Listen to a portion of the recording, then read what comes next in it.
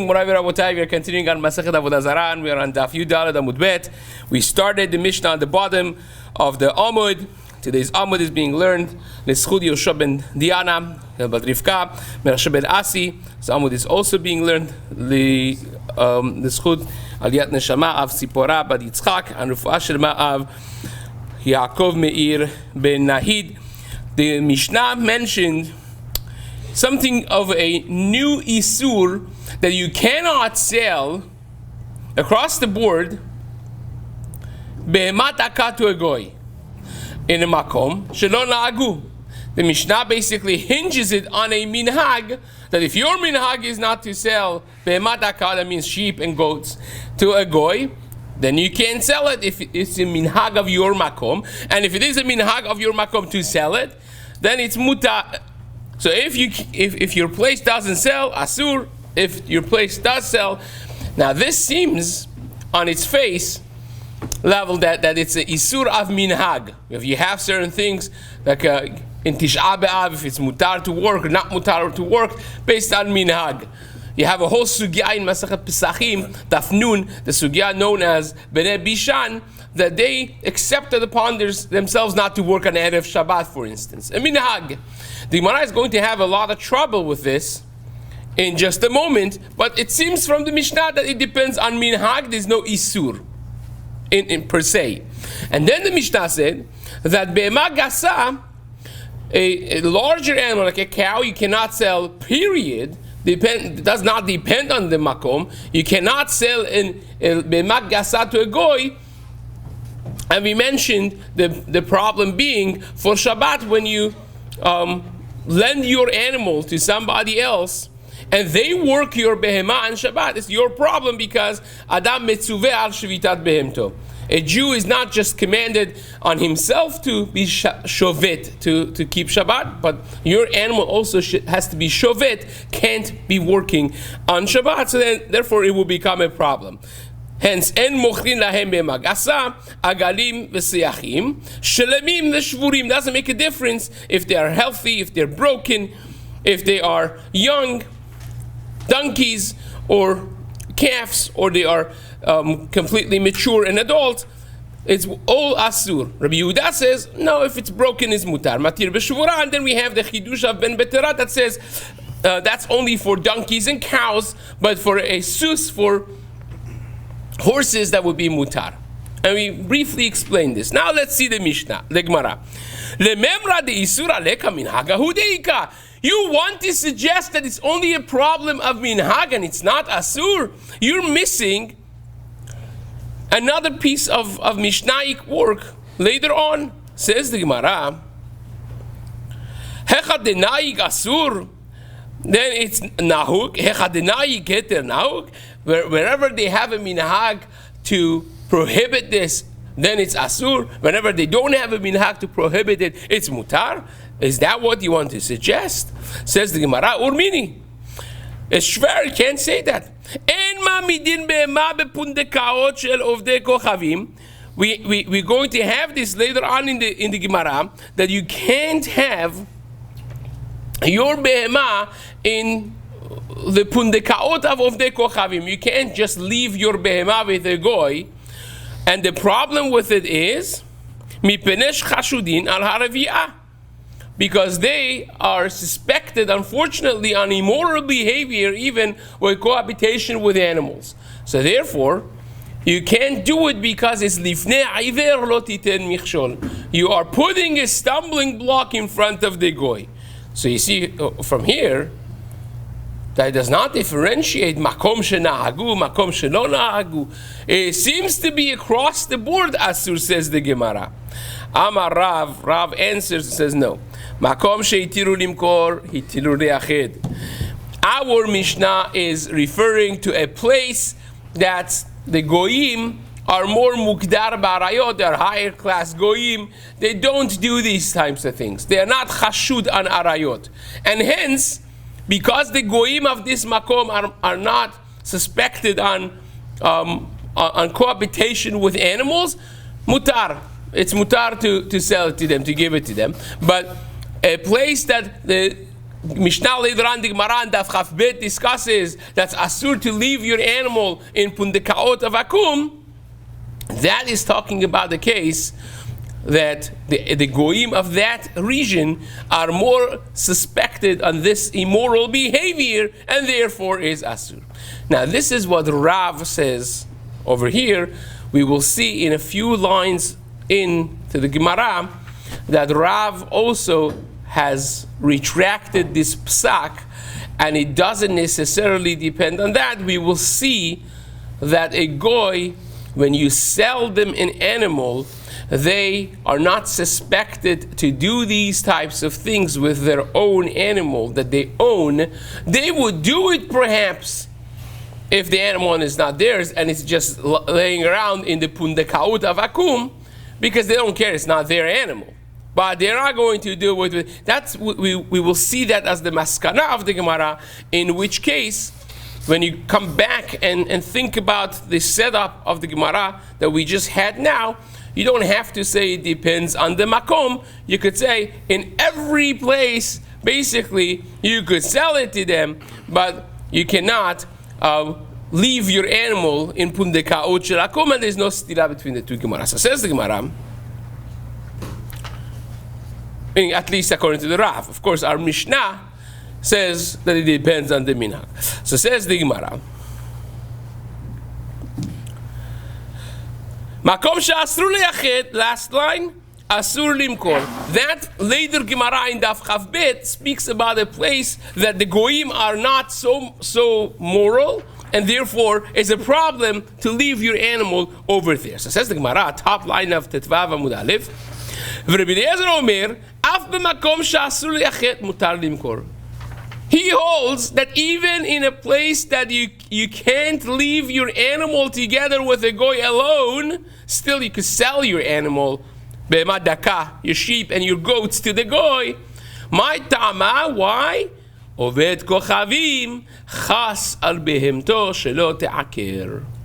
There was a belief that if a person cohabits with an animal, it's going to damage the reproductive system of the animal, and hence the goy that owns an animal is not going to risk that, and hence they're not going to ever do that with their own animal. But if they have, the Gemara later on in Daf Chaf Bet is when it's your animal that's laying around in a pundakaut of akum, and therefore they're not going to care, hence it will be asur to leave your animal with them alone because of that issue. So says Rabbi Eliezer, Ve'af Rav hadarbe. Even Rav himself was choser, he retracted his psak to the Rabbah.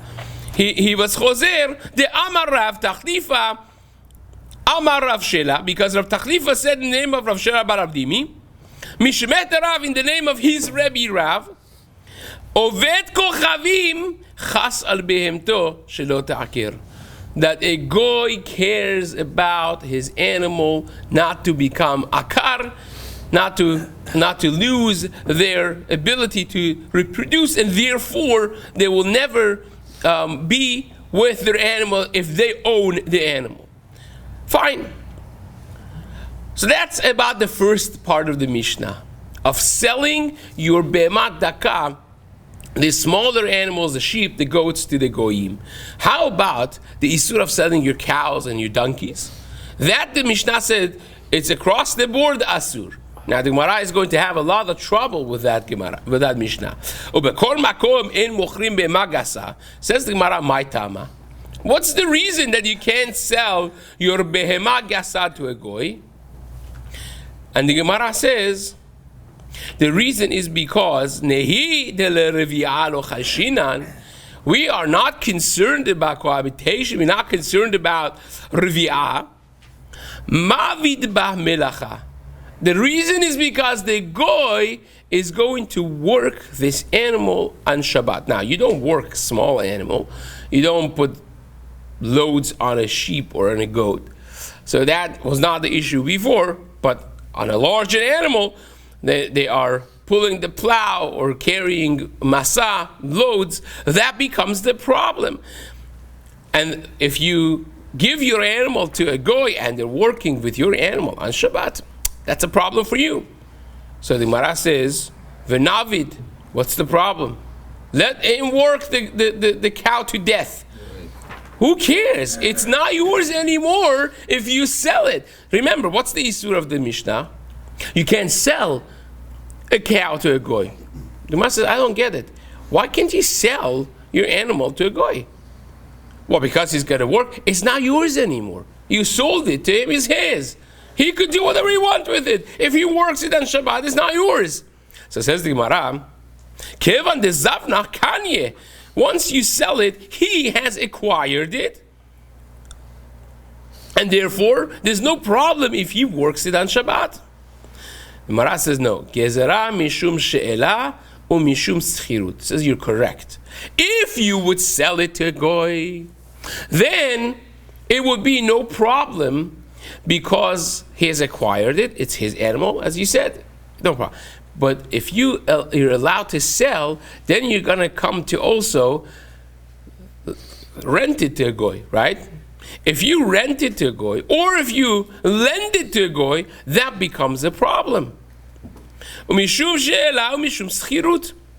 She'ela kanye ve'agra kanye. The Gemara says, wait a second. She'ela also is kone. When a person borrows for that day, it's his.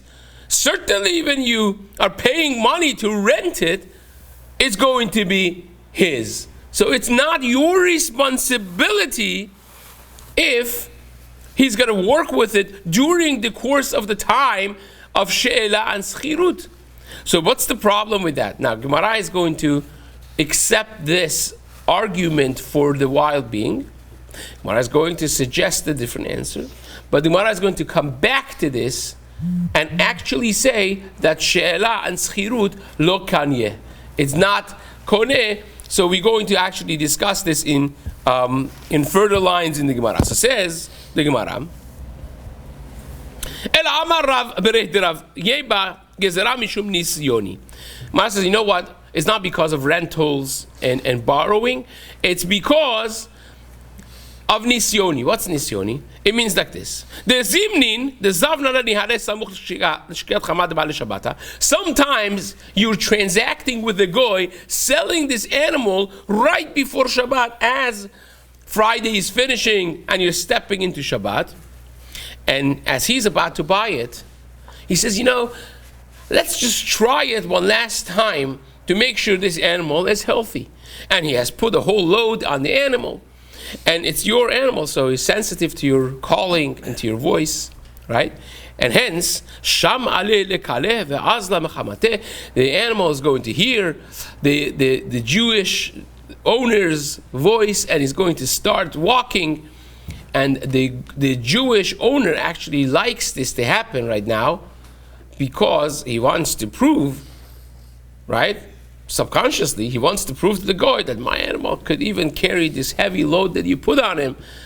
And therefore, it's going to be the Isur of Mechamer on Shabbat. A person that directs their animal with a load on top, it will be Isur of Mechamer.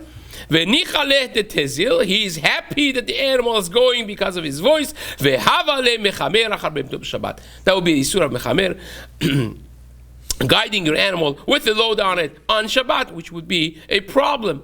So our whole thing of the Mishnah that you can't sell to a goy is because, right now the Gemara thinks, is because when you sell to a goy, you may come to sell it right before Shabbat.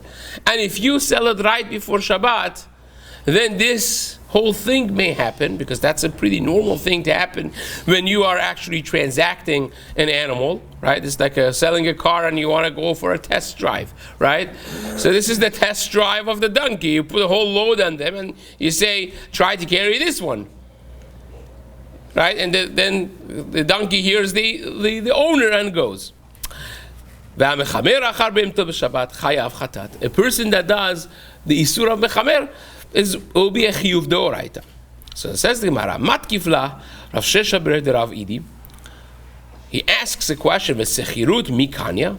You want to suggest that rentals is considered a halachic acquirement of the donkey, and hence when the goy works, your donkey, your rented donkey, is going to be no problem for you. That's what you want to suggest, right?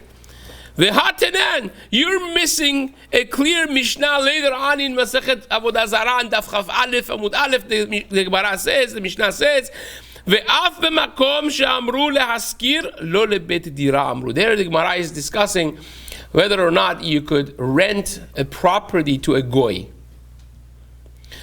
Rent a property to a goy. You have sometimes commercial property, you have fields, agricultural property, and sometimes you have houses, residentials.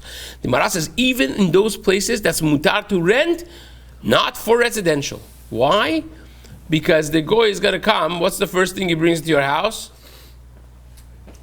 Right? The fat naked man sitting on a statue over there is going to bring him in and put him there and put some incense in front of it. So that will be Avodah Zarah in my house. And the pasuk in the Torah says, Lo tavi to'eva el betecha. It's not just speaking about TV. It actually means Avodah Zarah. You can't bring Avodah Zarah into your house. So it says the Gemara, you see that Avodah Zarah in a rental house, that the owner is a Jew, but rented it to a goy, will be Lo tavi to'eva el betecha. So still consider your house. So how do you tell me that rentals is going to be the goys? It seems from the Gemara later on, the Mishnah later on, that rentals is not koneh, it's still called your house. Hence, is applicable to say the pasuk of Lo tavi to'eva el betecha, don't bring Avodah Zarah to your house. Says the Gemara, because the goy is going to bring Avodah Zarah in that rental property. If you want to suggest that schirut is koneh, then it will be a problem, because this is not the house of the yid anymore. It's the house of the goy who rented it, and it should not be lo tavi to'eva el betecha. The goy, when he brings the Avodah Zarah, the getchka in the house, is not the house of the Jew. It's the house of himself. He rented it. Right? So you see from this, the Gemara says that rentals, sechirut, lo kanya, is not koneh. Still considered your house, and applicable to our Mishnah, if you rent your cow to the goy, still considered whose cow? The yid's cow. And therefore it will be asur because of that. Because the goy is going to work it on Shabbat, and that's a problem. The Gemara says no. Maybe really sechirut is koneh. Maybe really when you have sechirut, we in Choshen Mishpat aspect of it, we say sechirut kinyan leyomehu. When you rent something for that day, it's a kinyan for you. So maybe taka, it is true that sechirut makes it the property of the goy. So how do I understand the Gemara for renting a house to a goy, which the Gemara says is asur, residential house? Shani avodat kochavim dechamira. Avodah Zarah is a very strict concept. It's much more chamur than just renting for Shabbat to someone, because over there, says the Gemara, dichtiv velo tavi to'eva el betecha. Says don't bring a to'eva to your house. The pasuk calls it an abomination, and you know what? When somebody owns a house and rents it to Airbnb or rents it to a goy, when you pass by that house, what do you say? This is Reuben's house. The karka, right, is called always on the name of the owner. So even though that the renters are inside, of course, you say this is Reuben's house. And Reuben's house now has an Avodah Zarah inside. And that's not something that we accept. So even though that for technicality of kinyanim, the house belongs to the goy, but because it is called on the name of the owner, the Jew, you can't allow someone bringing Avodah Zarah, an idol, in the property that belongs to a Jew, even if technically speaking it's rented and it's a kinyan of a goy, because that's more chamur. So if you own a property, does this apply today? Yes. If you own a property, we have to talk about that at length. and you lease the property to a goy, and on Pesach they bring chametz into the house. No, it never says. It says It says lo yira'eh lecha seor bechol givulecha. It's not called an abomination. That's a thing of ownership. You could even have a chametz of a goy, because it says lo yira'eh lecha. You could technically have a chametz of a goy in your house. Just put a mechitza around it. There's no problem with that, because not mine. so leasing it to a Buddhist or to It will be a problem potentially, because these are actual halachot we have to talk about. Renting a property to a bet Avodah Zarah. These things do happen. I recently had somewhere in downtown that they wanted to have one unit of the thing for people. Now it's become more residential, that area, and they wanted to have one of the units as a bet Avodah Zarah for their thing, and the owner actually was a yid. So what do you do with that, right? So you have to now define what's considered Avodah Zarah, what's considered bet Avodah Zarah, and a lot of those areas of halacha. So says the Gemara, matkifla. So now where is the Gemara holding at this moment? At this moment, the Gemara is saying that sechirut is a kinyan, right? We're back to our original thing, that when you rent a cow to a goy, they could work on Shabbat with it and no problem. That's why we are saying that. Now the Gemara is going to shoot that down for good, right? Says the Gemara, matkifla Rav Yitzchak brehter Rav Nesharshia v'sechirut mikanya. You want to suggest that sechirut, the rental, is considered a proper kinyan? Absolutely not. And I'll bring a raya that you can't answer.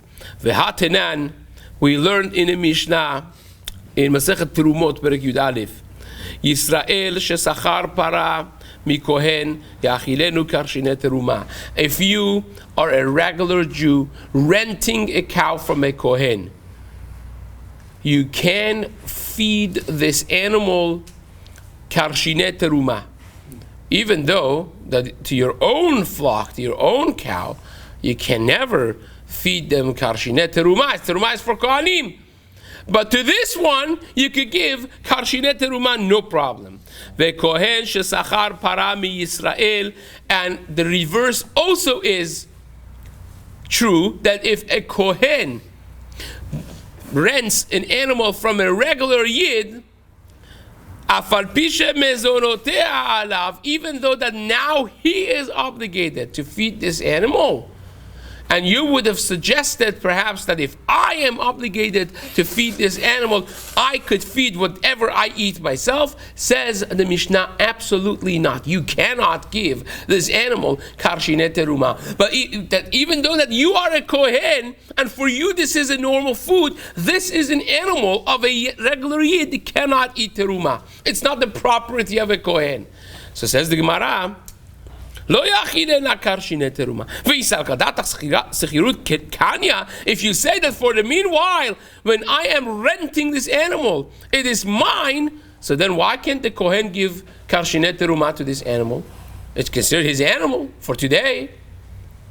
Or why can a Jew, regular Jew, feed him karshinet teruma if the original owner is a kohen? It's not the kohen's anymore for today. So you see from this Mishnah, says the Gemara, that sechirut is not koneh. That even though that you're renting, and for certain choshen mishpat aspects, this becomes your achrayut, it becomes your responsibility, that if it dies, if you do something to it that damages it, you are obligated. But those are your responsibilities. But ownership, it is the owner's ownership, not the renters. So says the Gemara, paradidei. Says the Gemara, it's his para. Elashmamina, you see from this, the Gemara says, sechirut lo kanya. The sechirut is not koneh, and when sechirut is not koneh, certainly she'ela is not koneh. So if you lend your animal, or if you rent even your animal to a goy, and the goy goes and works the animal on Shabbat, whose responsibility it is? It's yours. It's a isur of shevitat behemto, which everyone agrees. So now it's much better Now the problem with the Mishnah, the reason behind the din of the Mishnah that you cannot sell your animal to a goy is not merely just because you may end up selling it in that very narrow sliver of a case that maybe you're going to end up by Birash Mashot of Erev Shabbat selling it, and then the load is going to be on it and it's going to move because of your voice. No, not just because of that too, but there's a much bigger chashash that if you allow people to sell, people are going to say, well, I could even sell this to animal. Of course, I could rent it to a goy, right? Rentals are a much bigger business. And people are going to come to rent and lend the animal to a goy, and then they're going to be really responsible for the work that the behemoth does on Shabbat, and that, of course, will be a problem. V'hashta de'amrat schirut lokanya gezerah mishum schirut ve'gezerah mishum she'ela. Now, the reason behind the din of the Mishnah is a gezerah that if you allow people to sell, they're going to come to rent and they're going to come to lend. And also gezerah mishum nisyoni. Also, of course, the additional reason that the Gemara gave on Tetvav Amud Aleph of selling Erev Shabbat Birash Mashot, with the load on it is going to go because of your voice. That's also intact. So you have three different reasons behind the din of our Mishnah. You can't sell to a goy, because if you allow selling, they're going to come to rent out their animals, they're going to lend out their animals, and also it's a problem because they may end up selling and transacting right before Shabbat, minutes before Shabbat, and that's going to lead to this problem of nisyoni that we just discussed.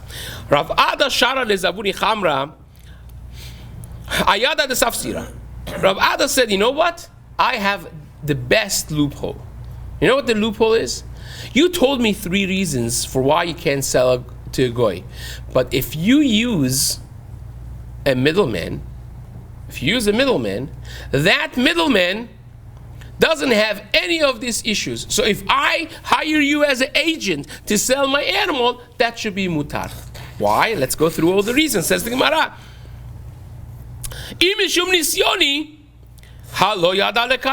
Well, you want to be concerned about the animal on Erev Shabbat being transacted and then hearing the voice of the owner. This is not the owner. The animal does not recognize the voice of this guy. It's not going to go because of his. So therefore, there's going to be no problem of isur machamer, right? So what? You're going to be concerned that this agent that now is holding onto your cow is going to rent it out or lend it out? He is never going to rent it out and lend it out. First of all, because he's not allowed to. Secondly, because because it's not his, he's not going to give it out or lend it out or rent it out. And on top of that, mishum de lo nigli behmuma. He's hired to sell. He gets a cut. And you know what happens when you lend something out, when you allow people to date your animal, right? And to get a look, they see that he has a little problem there, a little scratch there, a little attitude over here, and they're not going to buy it. It's much better to sell it as is, and therefore agents, the sale agents of animals, they were very makpid not to allow anyone to see the animal before they buy it. Certainly they do not want to give it for a try or rent it or lend it. So therefore, none of those reasons that we discuss applies. So says the Gemara, you could hire an agent, even a yid, you could hire an agent to sell, not even a yid, you could hire a Yiddish agent to sell your animal, and that will be mutar, no problem. So says the Gemara, Rav Huna Zavin, hahi para leovet kochavim, amar le Rav Chisda, my tama avad morhachi. Rav Huna actually did this. He sold his cow to Ovet Kochavim, and when he was challenged by Rav Chisda, his friend, why he did this, he said, "My tama avar morhachi." He said, "Why did he do it?" Amale emor lishchita zavna. So because you could say, not that I know for sure, but you could say that this guy bought this animal for shchita. In other words, who says that the guy is going to work with it? Maybe the guy wants to shecht it today and have shish kebab tonight. So I could sell it because I don't know if they're going to work with it. Right.